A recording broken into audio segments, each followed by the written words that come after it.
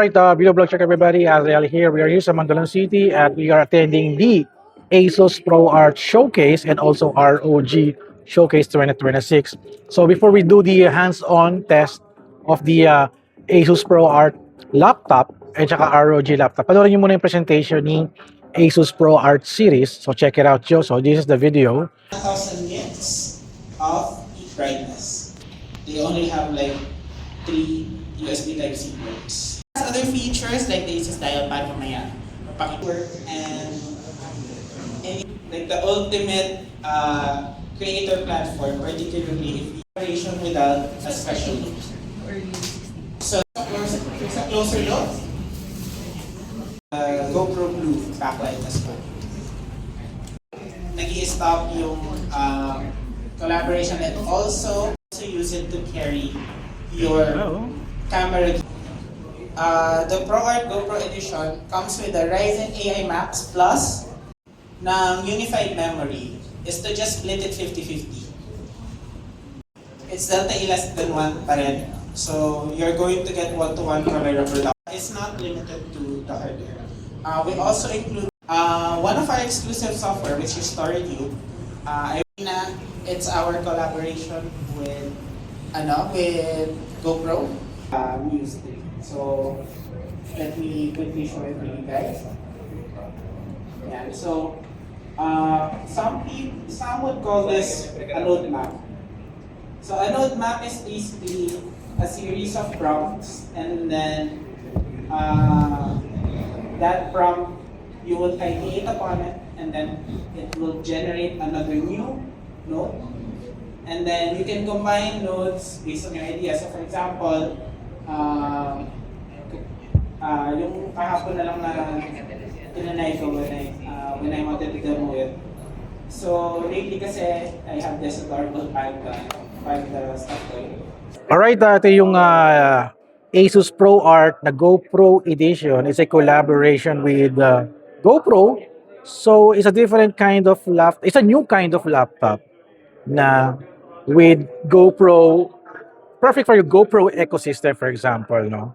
So it says here, 360 creativity built for adventure, AMD Ryzen AI Max 395, Radeon graphics, 128 GB of RAM on board at 1 TB of SSD. Ganong katindi, 128 GB. So lahat na lang ng, power at memory for editing is perfect. At also may kasama din siyang parang ASUS ProArt GoPro na backpack na saan pwede mong pagkasyahin dito yung laptop, and also a special box na kung saan pwede mong store like yung mga GoPro, no? Hindi ko mabuksan kung paano to, no? Sige nga, ikaw nga, no? Sa kabila. Kabila ba? Sure ka? Kabila? Para siyang para siyang casing yan. Para siyang casing. Ito pala yung pinakang box pala. Ito pala yung pinakang box niya. Kala ko yung it's only the box. So ito yung ito yung bag talaga, which is very tightly secured. Kahit ibalibag mo yung laptop, magsusurvive. Pero this is military grade naman, as they mentioned. So ito yung kind of laptop na sobrang laki ng power, no? So they have here a Adobe Premiere. Grabe, tagal na ako hindi gumagamit ng Adobe Premiere. Hindi na ako marunong.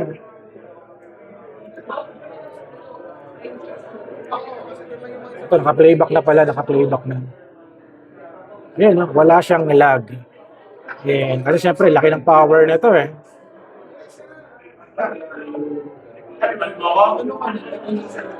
Adobe Premiere. Adobe Premiere, yeah, Adobe Premiere. At ganda yung kanyang pailaw dito sa keyboard. Sa left side, parang kanina na-mention nila, may mga port. I can see the HDMI, USB-C, tsaka special port for ASUS. At sa right side naman is I see another card reader, USB Type A, tsaka USB Type C. Ayan, ito Exos yata ito Exos yan. Napakaganda ng style na ito. It's a military grade style of laptop. Isang kamay lang ako, no? Parang medyo matibay yung ano niya, tibay na ito, yung kanyang hinge. Sobrang solid, oh. Sobrang nipis, sobrang nipis.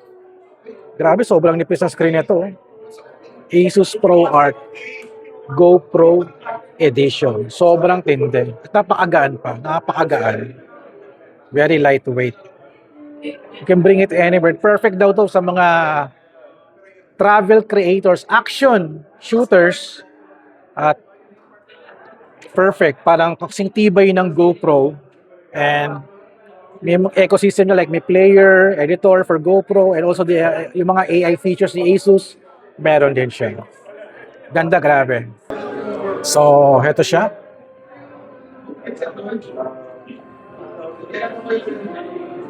Can do this. You can do this. Nakakatakot gamitin. Di ba? Pero ito, pwede ito pa. Ayun, ito, pwede siya pa ganito. Yan. For editing, gawin mo siya parang tablet. Pwede din. Nakakatakot, grabe sa simula, no? Pero so, feel ko yung yung hinge niya. Solid, matibay. Ito yung pinagyayabang ni Asus na talagang magandang collaboration nila with GoPro. Ayan. Perfect combo. EX30. It has a compact 360-degree hinge, which you can actually use in versatile. You flip it like this. And in terms of the memory, it's 32 gigabytes. With, ayan, yung mga iba-ibang software. Hindi natin alam saan napupunta yung mga trip photo. And over here, lahat ng photos and videos na nandun sa all of your content. If you just want something quick, have to describe the whole thing, you can use a sketch. We did this on our VivoBook Pro, yung mga entry. Kasi although we do have presets for the more popular, it's basically made for the outdoors. They're not built to be gaming around. So it comes with a 3 months subscription to Adobe Creative Cloud. Siguro 2 buwan lang, wala na. So, glass na table, tapos yung ibang mouse usually hindi gumagana sa glass table kasi that basically wraps up my part. But So, this is a very interesting setup, no? Ganda ng setup niya. Also, meron siyang ProArt mouse MD301. Ito siya, ayan. At meron siyang pang podcast style at pang creativity. The very interesting thing here, 64 gigabyte of memory. Yan. Naka-display dito. At you can connect it to a nice ProArt Muse. Ano to? Ito ba yung niya? Ano ba to? Hindi, ba to? ProArt Display OLED P827 USD. Ayan. Ganda, grabe. So, pwede ka mag-browse dito. For example, let's go to my blog. Ano pang pupunta natin? Hindi yung blog natin. Parang maganda yung ganitong style. Kasi pag if you're a nagbabasa ka ng internet or browsing, solid, oh. Parang walang internet, ah. Paano ka malalaman yung internet nito? So, ito yung niya. Kailangan muna tayo habang naglo-load. Oh, grabe. Very interesting style na to. So, kung nakita yung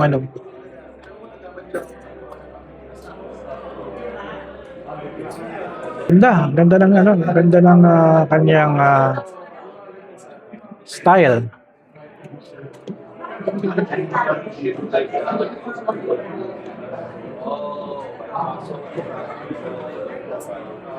Ayan. Ang kanyang menu.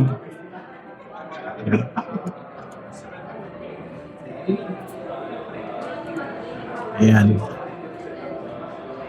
Napakaganda. Tapos may speaker siya dito sa gilid, oh. Tsaka to, para saan to? May siya, may parang menu dito na lumalabas. System sa brightness.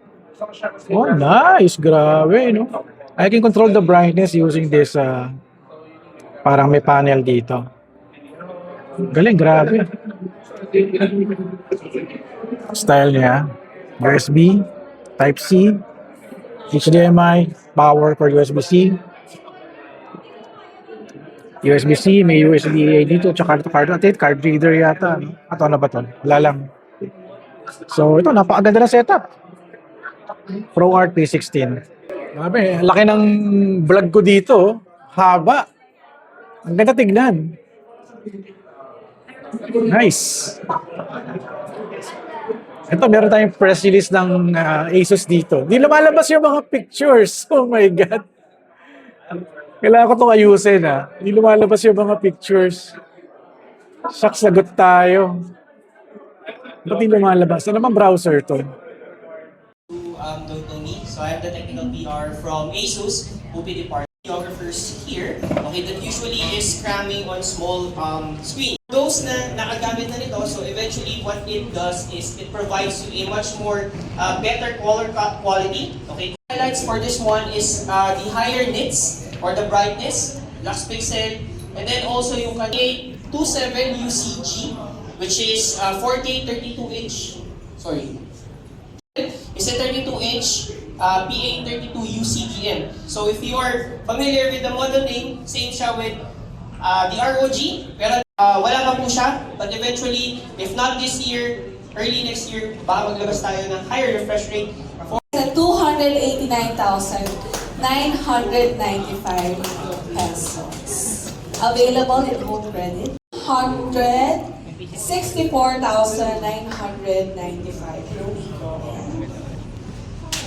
So this one comes with a 32 gig RAM. So if you're asking the difference between the regular and the GoPro, it's about 4,000. But it compensates with the RAM kasi it is 128 gig RAM. With the exception of the rearmost table on the ground floor. Please fill the seats on the second and ground floor. On a year, happy 20 ROG Real Lounge. Maiksi lang to, I think, but I prepared for it. So I have some few things to say. Gaming laptop ni Asus, yeah? Ni Asus that debut the Fearless logo. So yung lagi natin nakikitang 13, reminisce lang with me. 2023, we started an April Fool's joke. Enjoyed it kasi na-enjoy namin paano siya i-set up, paano mag-download ng games, and of course, playing with it. Tinker Nating patagalin pa, alam natin na nandito kayo para kay Zephyrus. Yun. It's 1.15, it's 1.99 centimeters thin. The design is also present on the 2026 Zephyrus G14 and G. Couple up. There you go. Resolution dual OLED HDR 110 and the hinge design. Kasi I find it pretty unique, small for a device of this size. But it's actually magnesium aluminum. And it's basically like one laptop for all of the stuff you want to do. So you have the game on the main display, and then you have Discord and OBS kung gusto mo mag-stream. Oak mode is for those times na kailangan mo ng more vertical screen real estate.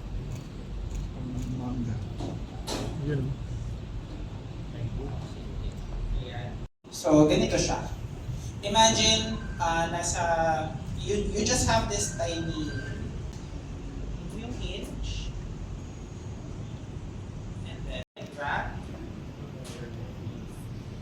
and then let's run a as well, and also it's scratch at where menu, but this is already rendering, so it's pretty quiet. And then multi-layer sealed structure design. Features from our Zephyrus lineup and strictly acts like an air gap layer. Also, we also work to provide longer battery life. As 100-watt charging brick si Zephyrus Duo sa loob ng box. 651. Yan. Availability and pricing to be announced, but it's the right side and then this is the left side. HDMI 2.1 Ethernet port because it's still important to have a wired connection. And then of course our Asus Slim power jack. And then dahil nga Thunderbolt 5 na siya, so bakit ba importante naka Thunderbolt 5? It basically increases your bandwidth by 50% versus the other particularly if USB 4 ka, optional na nga yung 80 gigabit per second, mas optional pa yung 120 gigabit dahil kailangan mo lang yun for 8K 60 or 8K to 120 Hz. So it's already 50% higher bandwidth versus USB 4. But it's also 3 times faster in terms of raw bandwidth versus Thunderbolt 4. And of course, it's all backwards compatible. So kahit yung device mo ay USB 3.2 Gen 2, gagana pa rin siya dyan, but 6 times faster. Yeah. So that is all of the improvements of Thunderbolt 5 versus Thunderbolt 4, USB 4, and our forever USB 3.2 Gen 2. And then yun na nga, the Strix Car 18. Hindi ko na yun include dito. Alam niyo naman, pricing and... Pag yan, nandito nakaharap, nandito nakaharap. Kasi yung gano'n naka-flip na kabilik, kasi nakatupi siya. So, extended lang talaga. Like, the monitors for you alone. Yung... Anong klase yung mo? Yung just... Oh my God, naka-extend pa rin talaga rin sa isa. Ayun pa, tatlo pa siya. Oo. Yung ano pala naka-off. Drag. Ayan. Yun. Either you extend. So, Oh, ayun. Oh my God, ang galing. grabe, diba? So, browsing, Oo. hindi ko na lang alam. Infinite browsing. Tapos, touchscreen pa siya. Touchscreen pa. Ayos rin. Ganda. Grabe.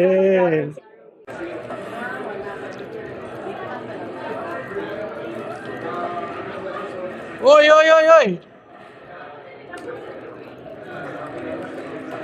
Yes! Wala na. Pagod ako to.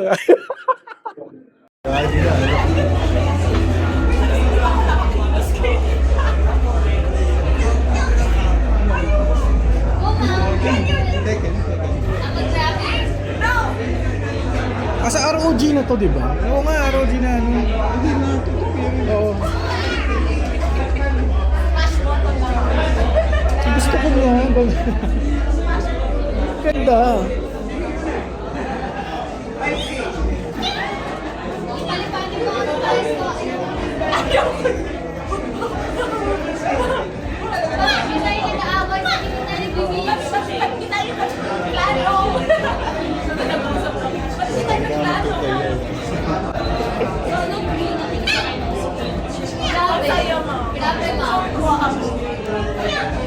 Oh my gosh!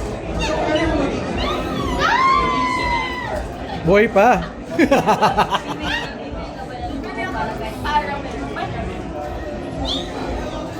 Huli.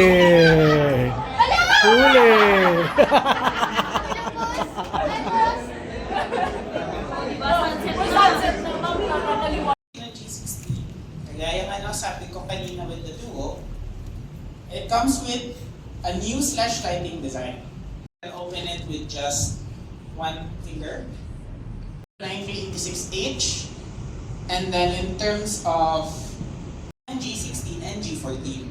So si G16, yeah. So si Zephyrus G16, na-mention ko kanina, hanggang 5090 siya. But of course, so that is an improvement from the previous na Nebula HDR display with 2 hours of video playback and 14.7 hours down to the SD card reader. So full size na din si G14. But these are the ROG Zephyrus G16. And then this one, the G14 naman is available in Platinum. 18. May napansin pa kayong difference? Aming ilaw. Intel Core Ultra 290HX Plus. So increase the size of the Vapor Chamber display. So if you guys remember, may nag-champion nito last year, di ba? Yung fast hands na liquid crystal polymer fan blades. It's the world's strongest and clearest 18-inch 4K 240Hz. It's an 18-inch, so it's pretty much a battle station. So it's better performance. It's only available in one color. It's off. So it's an ROG Nebula display. So it's an ultra-fast 300Hz IPS panel. The same as the SCAR. However, Only the top models will get the Thunderbolt 5 Type-C for 2026.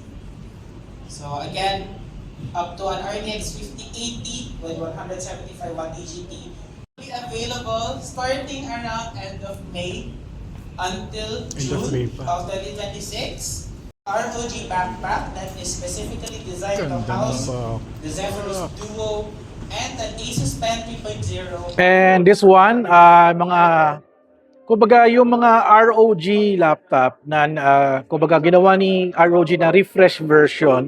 So these are yung mga models 2025, 2026 para ginawa nila, binago nila yung processor and also the body. For example, na-mention kanina na for example itong body na to, pinapasukan daw ng dumi. So ginawa ng bagong version na to is wala na, flat na siya. Hindi na siya papasukan ng dumi. Parang yun yung parang na-mention nila kanina. And syempre this one, kumbaga the ROG Zephyrus G14, yes, an ROG pwede pang gaming. This is pwede pang productivity tsaka pang creativity. So kung ayaw nyo magdala ng ganito kalaking laptop from pang super gaming ka, halimbawa, kasi ito pang talagang pang AAA gaming talaga. Ito na talaga yung pinakang best laptop, ROG Strix. Ito na talaga yung pinakang heavy duty for gaming, no? ROG gaming laptop, ROG Strix. Pero syempre, kung pure gaming ka lang, this is okay for you. At meron siyang Intel Core Ultra 9, GeForce RTX, kanyang CPU, the usual. May pailaw din siya sa ilalim. Ganda, grabe, Sabi daw, pwede pa daw itong i-upgrade, And super solid. Pero syempre, if you're pag daytime office ka, at pag nighttime gaming ka, pwede sa itong ROG Zephyrus G14. And also this one. I forgot kung anong model to. Ba't di nag-o-on to? Baka nakakabit to sa somewhere. Yeah, I think so. So yan. They're going to announce later on, mamaya pakita ko sa inyo yung bagong laptop nila sa ROG. OPD. So same for those who are here earlier. So we are the ones who handles components for all about gamer, okay, and all about games. So for our OLED monitors, for it we added what we call the Neo Proximity Sensor. So para also enhance the panel type. So we are now introducing what we call, aside from QD OLED, we also have the new version of our OLED. We call it the Tandem OLED. So ano ba? 280 Hz refresh rate, 2K resolution, and then all of the other features that you can see. We call it the ROG Strip QD OLED. So this one naman nag-exist siya on certain models, same with the other one. So yung Tandem natin, available lang siya on 3 models. This one, currently it's available here, and the 2 new models that we just launched. Happy 20 years ROG! ROG number 1. Kaya natin to. Anyway,